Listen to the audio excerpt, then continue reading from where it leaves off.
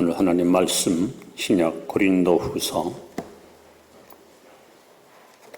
1장 말씀을 봅니다.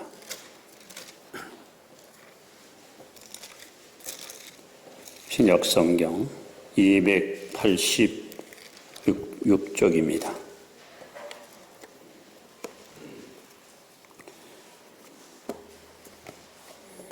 고린도후서 1장 8절로 11절 교독합니다. 형제들아, 우리가 아시아에서 당한 환난을 너희가 모르기를 원하지 아니하노니 힘에 겹도록 심한 고난을 당하여 살 소망까지 끊어지고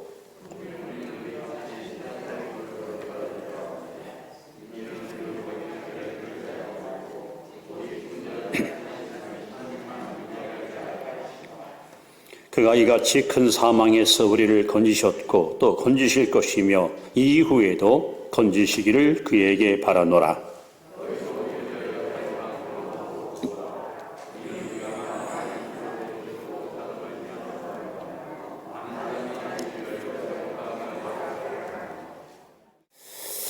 자, 10월 첫째 주일입니다. 옆에 분에게 10월 한 달 동안도 믿음으로 승리하시 바랍니다. 인사합시다.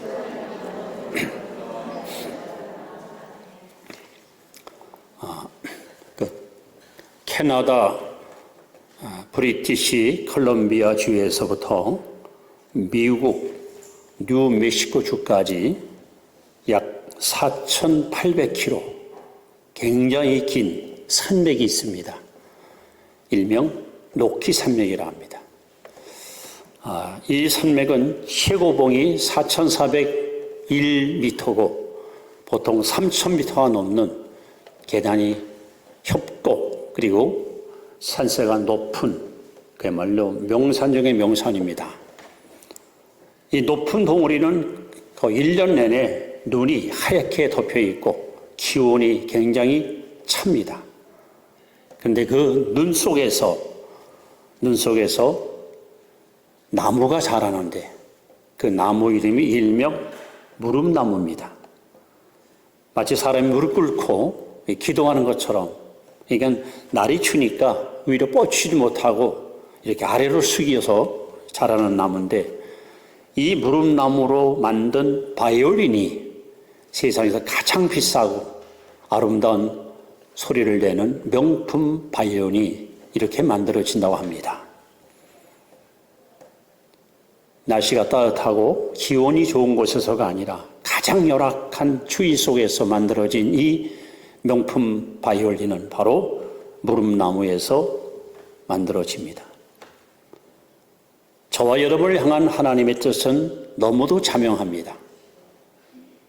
마치 이스라엘 백성들을 하나님께서 부르실 때에 세중의 왕, 즉 주류의 왕인 독수리같이 그들을 훈련시켜서 크게 쓰시려고 그들을 부르셨던 하나님은 오늘 이 시대에 저와 여러분들을 별 볼 일 없는 있으나마나 그런 시시한 존재가 아니라 명품 성도, 명품 신자를 하나님은 우리에게 기대를 걸고 계십니다. 여러분 모두 하나님의 기대에 부응하는 명품 성도들이 되시기를 축원합니다. 그런데 로키 산맥 최정상에서 눈보라 속에서 견뎠던 무릎나무가 좋은 명품 바이올린이 되는 것처럼 명품 신자가 되려면 반드시 필수 과목으로 우리가 거쳐가야 될 과정이 있습니다. 바로 환난이라는 과정입니다. 예수님께서 요한복음 16장 33절에 세상에서는 너희가 환난을 당하나 이 땅에 사는 동안 우리 그리스도인들에게는 항상 행복과 번영이 있다고 주님은 말씀하지 않습니다. 오히려 우리가 가는 앞길에는 더 큰 시련, 더 큰 아픔, 더 큰 환난이 있을 것을 말씀하고 계십니다. 아마 여러분 가운데 지금 집안에 우환이 있거나 몸에 병거가 있거나 살아가는데 여러 가지 힘들고 어려운 일들이 분명히 있을 겁니다. 그런데 왜 하나님께서는 저와 여러분에게 이 환난이라는 도구를 통해서 우리를 명품 신자로 만들려고 그렇게 일하실까? 마치 이스라엘 백성들이 애굽에서 해방받고 그들이 어디를 거쳐갑니까? 광야를 거쳐갑니다.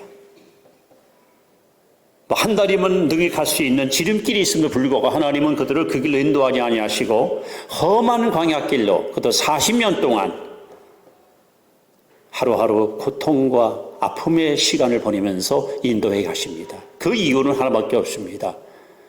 당신의 백성들을 명품 백성으로 만들기 위해서입니다. 그런 의미에서 여러분, 우리가 겪는 환난, 사람들은 여러분 환난, 이 단엄, 이 어원만 들어도 왠지 좀 마음이 좋지 않습니다. 이왕이면 행복하고 이왕이면 즐겁게 살아야지. 왜 내 삶 속에 환난이 오는 것이 뭐가 좋단 말입니까? 근데 하나님은 필수 과목으로 저 여러분에게 환난을 통해서 우리를 명품 신자로 만든다는 것입니다.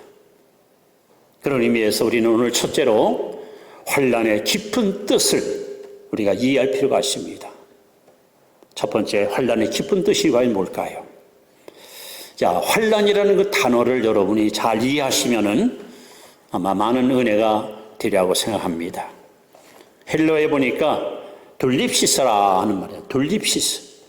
그 뜻은 밖으로부터 압력을 가한다. 밖으로부터 압력을 가한다. 껍데기를 벗기는 타작기. 이것이 환난이라는 뜻입니다. 어린 시절 밀밭을 지나가다가 미리삭을 한 움큼 훑어가지고 막 손으로 비벼서 훅 하고 껍질을 날려보내고 그 밀을 입에다 넣고 한참 씹다 보면은 오리지널 한국 껌이 만들어집니다. 쫄깃쫄깃하고 아주 맛이 참 좋아요.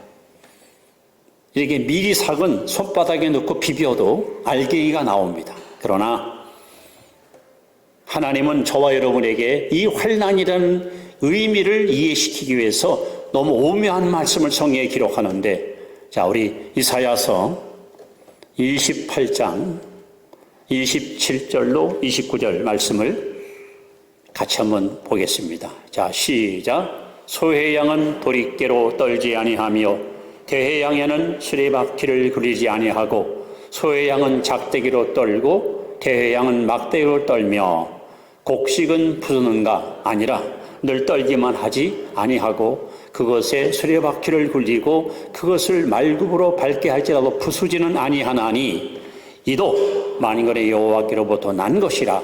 그의 경영은 기묘하며 지혜는 광대하니라.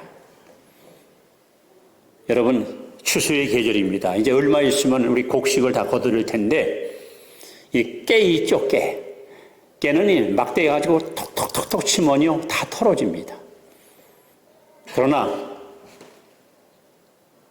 표나 볼이나 이런 것은 도리깨 갖고 털어야지 막대 갖고 톡톡 쳐가지고는 절대 여러분 으깨지 않습니다. 하나님이 여러분 얼마나 우리에게 오묘한 진리를 말씀하는 거예요. 모든 곡식의 종류에 따라서 알갱이를 끄집어내는 방법이 달라요. 결국 여러분이 먹는 음식은 껍질을 벗기지 않고는, 껍데기를 까지 않고는 먹을 수가 없게, 그래서 막대기로 혹은 도리깨로 때로는 어떤 탈곡기로 이 곡식을 으깨서 알갱이를 끄집어냅니다. 바로 환난이라는 단어가 그거예요. 바로 밖으로부터 압력을 가해서 껍데기를 벗기는 거예요. 하나님은 저와 여러분들을 이 모습이대로 쓰지 않습니다.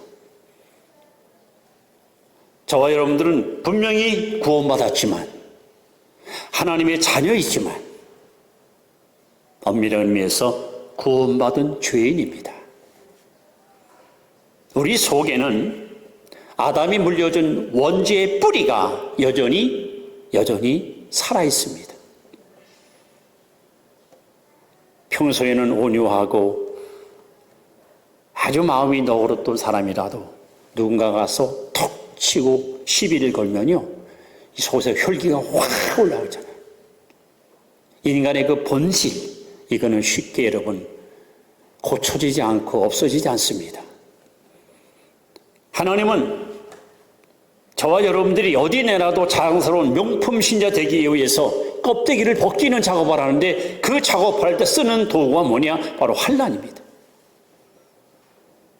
모든 곡식이 작대기로 도리깨로 때려서 그 다음에 타작을 하고 껍질을 벗겨야 비로소 먹을 수 있는 것처럼 하나님은 저 여러분들을 환란이라는 도리깨를 가지고 우리를 갖다가 깨뜨리시는 작업을 시도하십니다. 그래서 여러분, 환란은 우리에게 결코 나쁜 것만이 아니라 오히려 유익하다는 것을 하나님 우리에게 말씀하고 있습니다. 우리는 깨질 것들이 아직도 많이 있습니다. 고집, 욕심,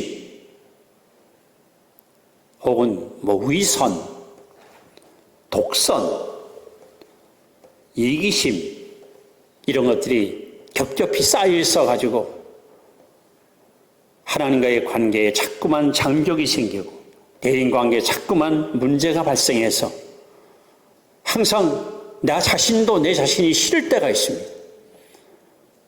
그래서 하나님께서는 종종 여러분의 삶 속에 환란이라는 도리깨를 가져와서 우리를 사정없이 내리쳐서 나의 이 살아있는 육체의 욕망, 자아의 세력, 이것을 철저히 깨트려서 그래서 어린애나도 자랑스러운 알곡 신자로 우리를 만드시기 위해서 환란이라는 도구를 사용하시는 분이 하나님이십니다.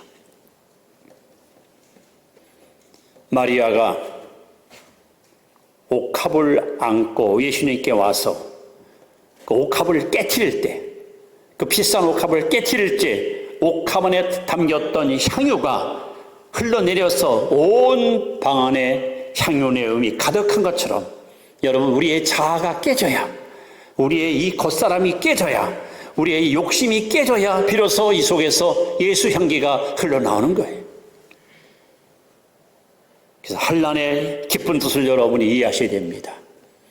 하나님은 우리를 사랑하시고 하나님은 여러분들을 자랑스럽게 여기시고 하나님 여러분들을 명품 신자로 세우시기 위해서 환란이라는 도구를 가지고 우리를 다루시는 거예요.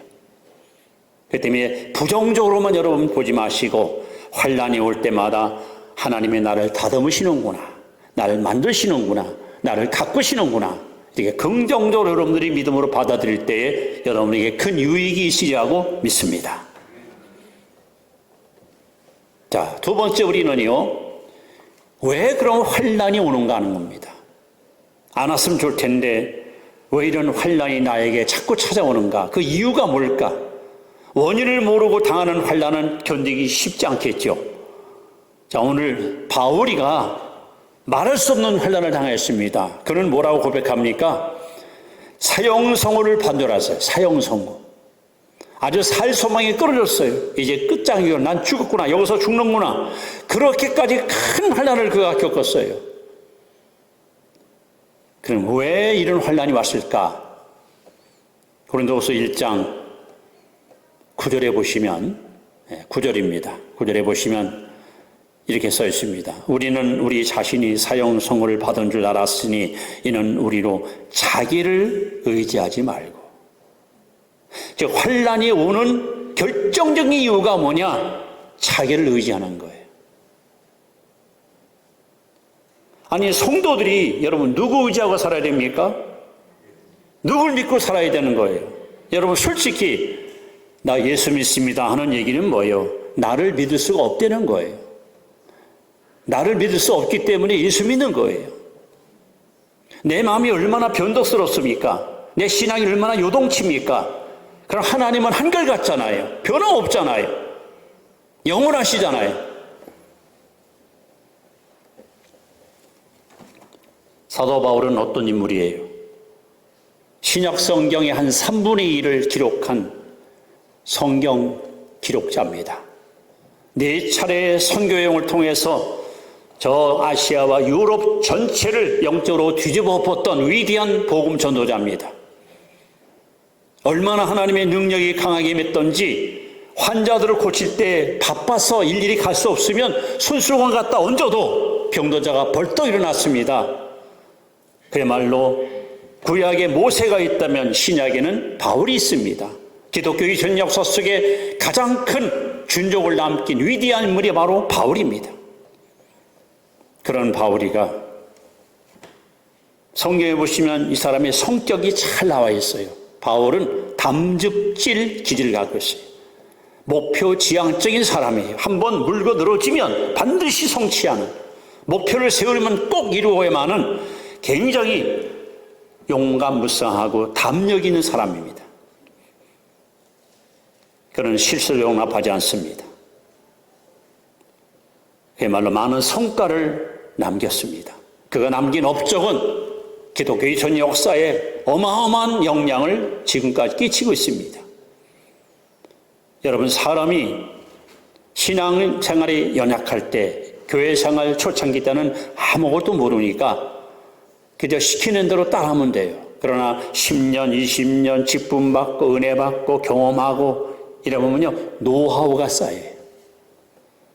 이제 자기가 어떻게 신앙생활하는 것이 바람을 가질지 나름대로 자기 길을 찾고 자기 방식을 찾아요. 바울은 지금 너무도 많은 은혜를 받았고 너무 많은 경험이 있고 너무도 많은 능력을 소유한 사람입니다. 그가 하는 일은 실수가 없습니다. 실패가 없습니다. 거의 완벽합니다. 자, 그러다 보니까 어느새 바울은 하나님보다 자기를 믿는 거예요. 하나님보다 자기를 의지하는 거예요. 야, 내가 실패한 거 봤어? 내가 실수하는 거 봤어? 내가 하는 일은 완벽해. 봐. 돌아올 필요 없어. 한 번 하면 끝장이야. 이것이 너무 강하다 보니까 자기 의지, 자기 신뢰, 이것이 하나님보다 더 강력하게 그 마음을 지배하는 거예요. 하나님께서 안 되겠다. 너는 나를 믿고 따라야 되는데 이제는 내 노하우, 너의 능력, 너의 경험, 네 실력, 내 권능을 더 믿고 따라? 하나님께서는 환난이라는 무시무시한 무기를 가지고 바울을 갖다 막 깨트리는 겁니다. 여러분, 고린도후서 11장에 보시면 바울의 간증이 잘 소개됩니다. 제가 읽을 테니 한번 들어보세요. 그들이 그리스도의 일꾼이냐? 정신없는 말을 하거니와 나도 더욱 그러하도다.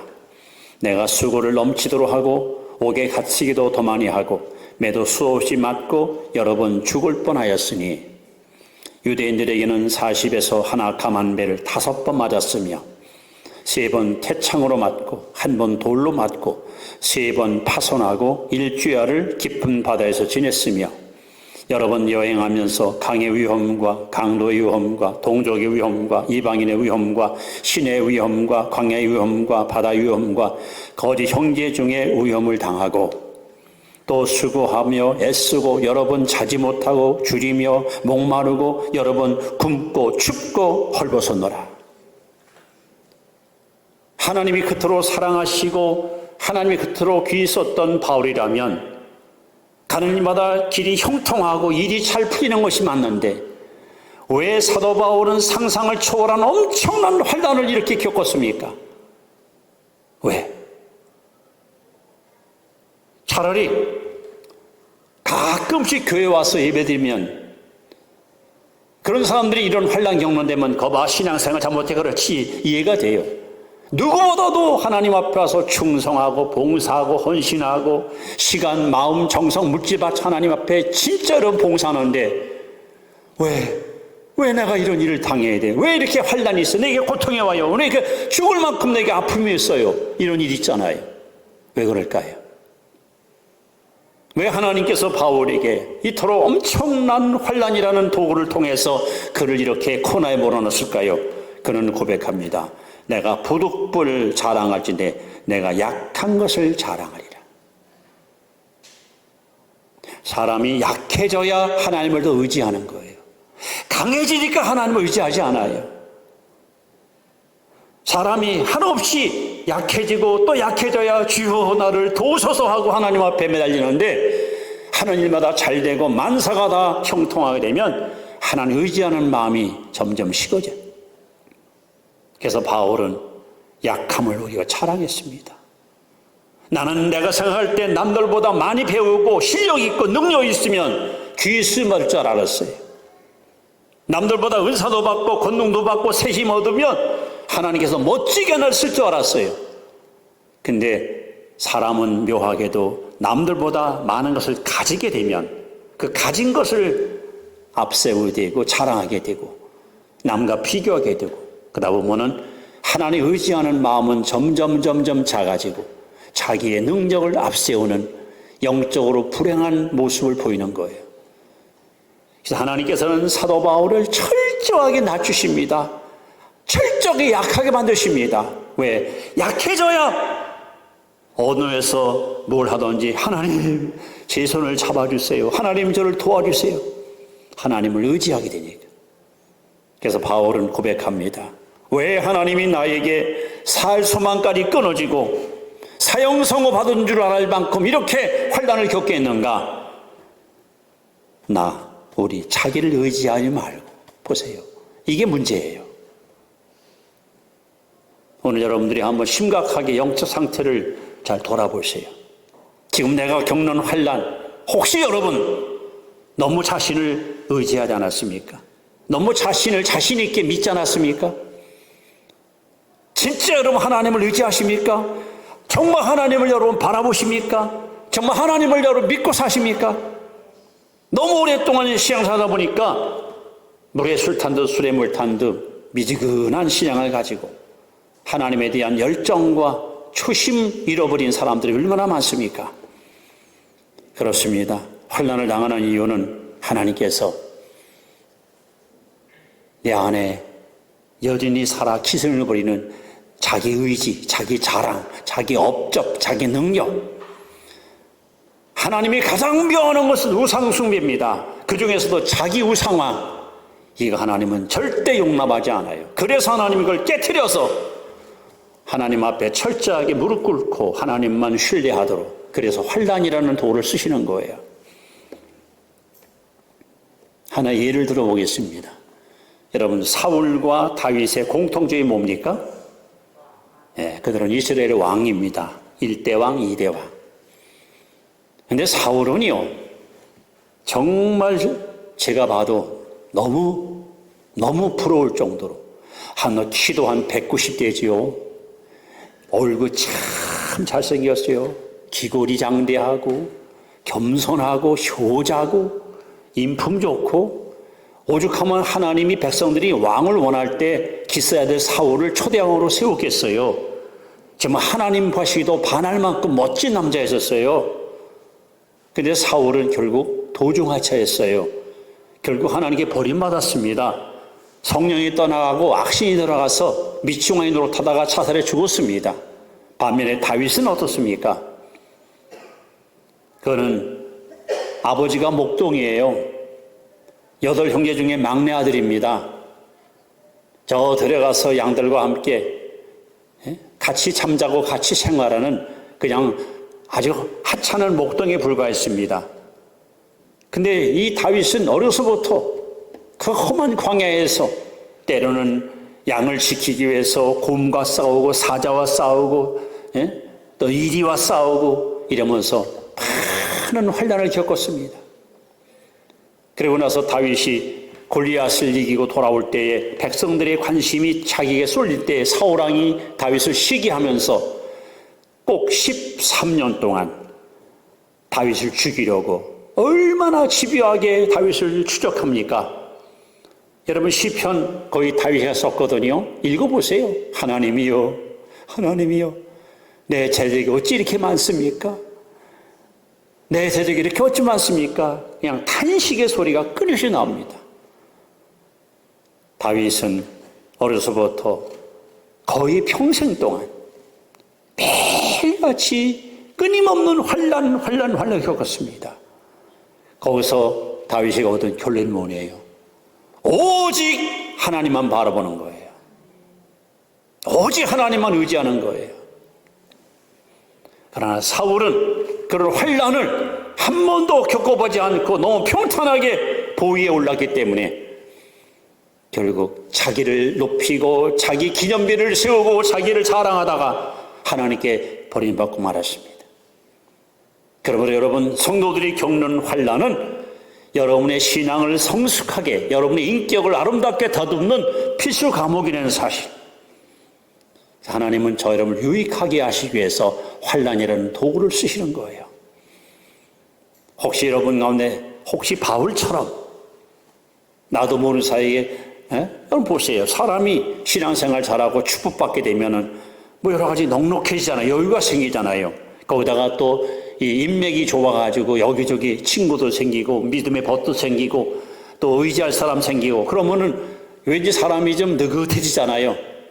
그러다 보면은 하나님 앞에 절박하게 주님을 찾고 의지하는 것보다는 사람을 더 바라보고 자기의 능력과 자기 입지를 갖다 자랑하고 자기 영향력을 오히려 은근히 뻐기면서 그는 바울이가 바로 이 엄청난 잘못을 저지른 거예요. 자기를 의지해 자기를 믿은 거예요. 하나님께서 이 바울 속에 있는 자기 의지, 자기 신뢰 이것을 그냥 철저하게 콩가루를 만들려고 환난이라는 도구를 통해서 바울을 갖다 하나님 깨트리신 거예요. 그러면서 그런 고백합니다. 오직 죽은 자를 다시 살리신 하나님만 의지하게 하십니다. 자, 그렇다면 우리 세 번째로 환난이 주는 유익이 뭘까요? 자, 우리 로마서 5장 3절 4절 말씀을 같이 봅니다. 시작. 다만 이뿐 아니라 우리가 환난 중에도 즐거워하나니 이는 환난은 인내를, 인내는 연단을, 연단은 소망을 이루는 줄 알미로다. 보세요. 환난 중에도 즐거워한다. 야고보 1장 2절에는 여러 가지 시험을 만나면 기쁘게 여기라. 여러분 환난이 올 때 즐겁게 기쁘게 이걸 받아들이는 거예요. 왜? 이 환난 속에는 하나님의 뜻이 있어. 하나님이 분명히 이걸 통해서 나를 다듬으시려는 분명히 계획이 있어요.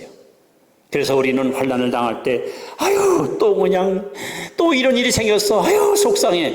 이렇게 여러분 불신자와 같이 말하거나 그렇게 받아들이지 마시고 하나님이 더 크게 나를 쓰시려고 아까 말씀한 명품 성도 만드시려고 이렇게 나를 환난의 골짜기로 이끄시는구나. 여러분 그렇게 믿음으로 받아들이시기 바랍니다. 그럼 환난이 주는 유익이 뭡니까? 나로 하여금 철두철미하게 신본주의 신장 오직 하나님 중심의 사람 하나님밖에 모르는 그런 예수의 사람으로 만드시기 위해서 하나님은 환난을 통해 여러분을 다듬으시는 거예요. 더 나아가서 이 환난을 통해서 하나님은 여러분을 철저히 낮추십니다. 왜? 야고보 4장 6절에 하나님은 겸손한 자에게 은혜를 주십니다. 하나님의 은혜가 잠시 머물다가 사라지는 게 아니라 내게 계속해서 머물러 있는 은혜 충만한 성도가 되는 비결은 오직 하나, 마음이 겸손해야 돼요.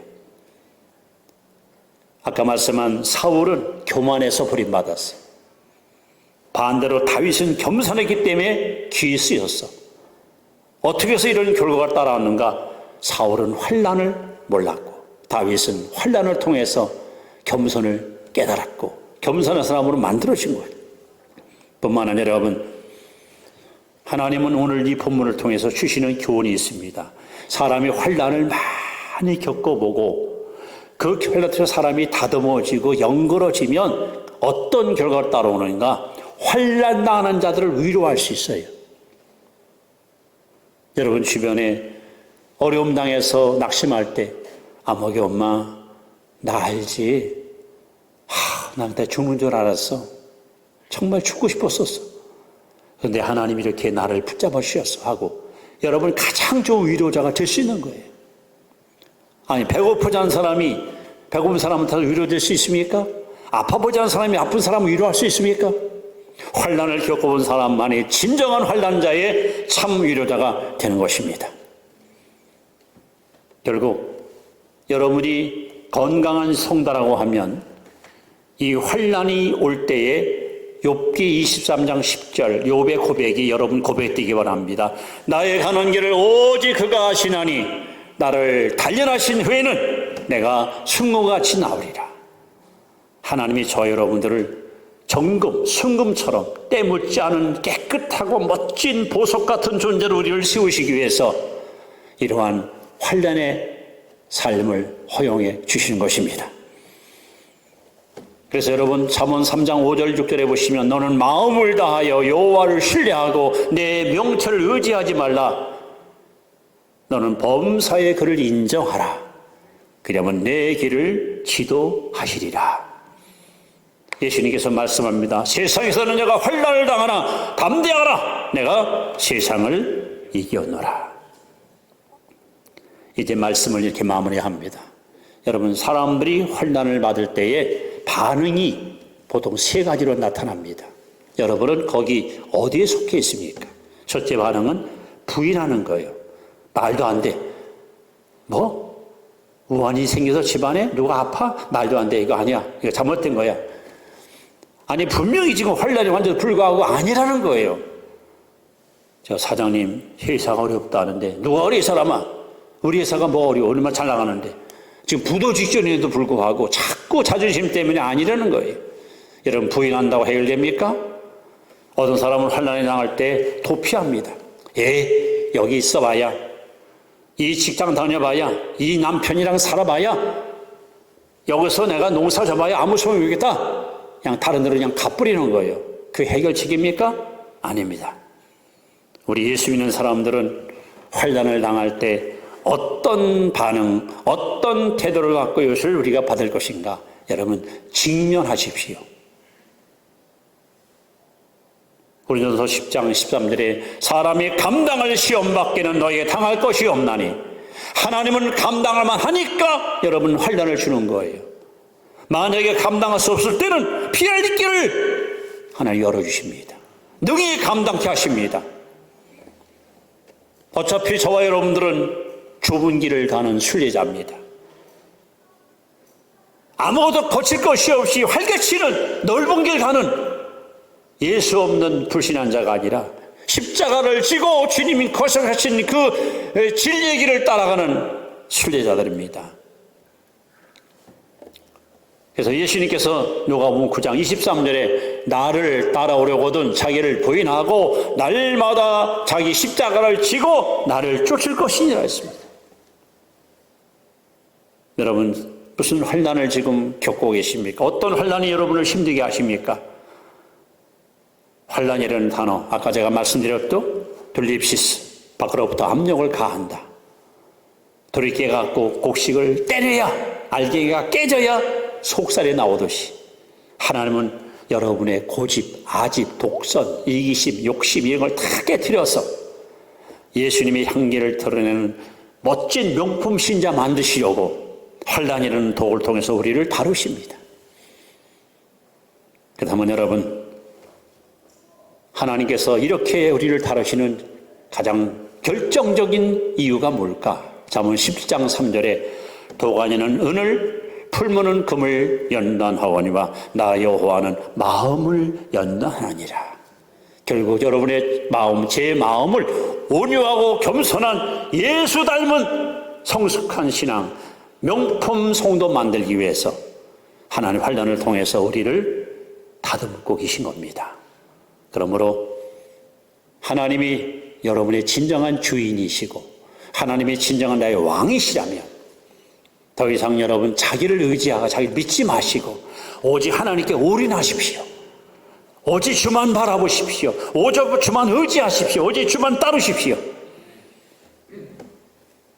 저는 이 자리에 참여한 모든 성도 여러분들이 이 시대에 명품 성도, 명품 신자 하나님께 끝까지 쓰임받기를 주의 이름으로 축원합니다. 우리 찬양을 함께 부르면서 기도하도록 하겠습니다. 이 가사를 여러분이 잘 음미하면서 날마다 숨쉬는 순간마다 내 앞에 어려운 일을 보내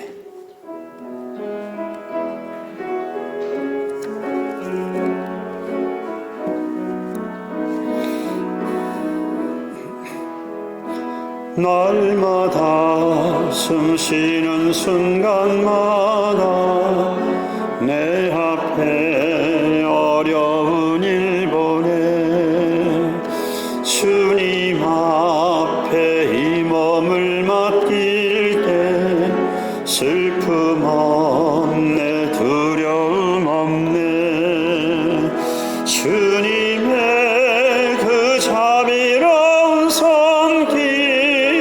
항상 좋은 것 주시더라. 사랑스레 아픔과 기쁨은 수고와 평화와 안식은 날마다 주님 내 곁에 계셔 자비로 날 감싸주시네. 주님 앞에 이 몸을 맡길 때 힘주시네 위로함 주네. 어린 나를 품에 안으시사 항상 편안함 주시도다. 내가 살아 숨을 쉬는 동안 살피신다 약속하셨네. 인생의 어려운 순간마다 주의 약속 생각해보네. 내 맘속에 믿음 잃지 않고 말씀 속